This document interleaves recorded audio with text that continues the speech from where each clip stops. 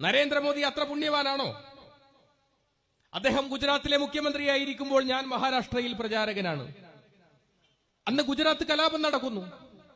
ഗുജറാത്ത് കലാപം നടന്ന സമയത്ത്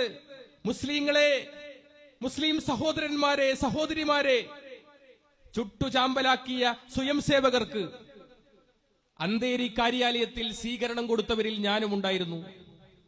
അവർ പറഞ്ഞ അനുഭവങ്ങളുണ്ട്. ആ അനുഭവങ്ങൾ നിങ്ങൾ കേൾക്കണം. ഈ നാട്ടിലെ RSSകാർ കേൾക്കണം. 7 സ്വയം സേവകന്മാർ ഒരു ഗ്രൂപ്പായി ഗാന്ധിജി ജനിച്ച പോർബന്ദറിനടുത്ത് ഒരു വീട്ടിൽ കയറി. ഗണപതിന്റെ ചിത്രമുള്ള വീട് വെള്ളം കുടിക്കാൻ കയറിയതാ. വാതിൽ മുട്ടിയപ്പോ തുറന്നു വന്നത് ഒരു പൂർണ്ണ ഗർഭിണിയായ ഉമ്മ. കാരണം മുന്നേ താമസിച്ചത് ഹിന്ദു കുടുംബ. അപ്പോ ഇവര് താമസിച്ചപ്പോ ഗണപതിന്റെ ഫോട്ടോ കളഞ്ഞില്ല, അവിടെ തന്നെ വെച്ചു. ഒരു പൂർണ്ണ ഗർഭിണിയായ ഉമ്മ.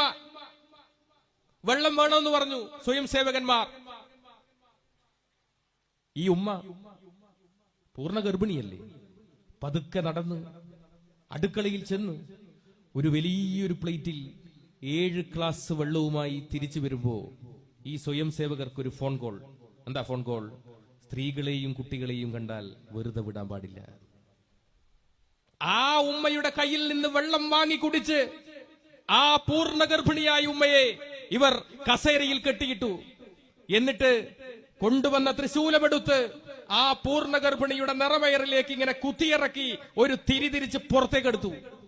രക്തം പൊട്ടിയൊലിച്ച് തൽക്ഷണം ആ ഉമ്മ അവിടെ മരിച്ചു വീണു. എന്താ ഉമ്മ ചെയ്ത തെറ്റ്? ഒരു ഇസ്ലാമായി പോയി.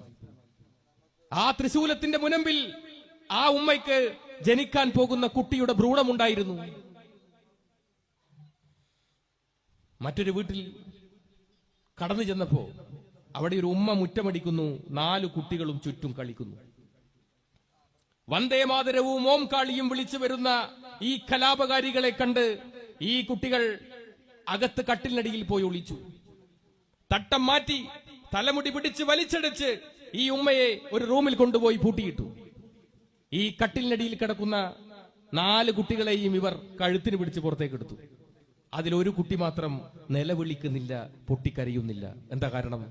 ആ കുട്ടിക്ക് ജന്മന സംസാരിക്കാൻ ശേഷിയില്ലാത്ത കുട്ടിയാ. ആ 4 കുട്ടികളെയും വീടിന്റെ അടുത്തുള്ള സെപ്റ്റി ടാങ്ക് കമ്പിപ്പാര കൊണ്ട് കുത്തി തുറന്ന് ആ സെപ്റ്റി ടാങ്കിലിട്ട് മൂടി ആ 4 കുട്ടികളെയും.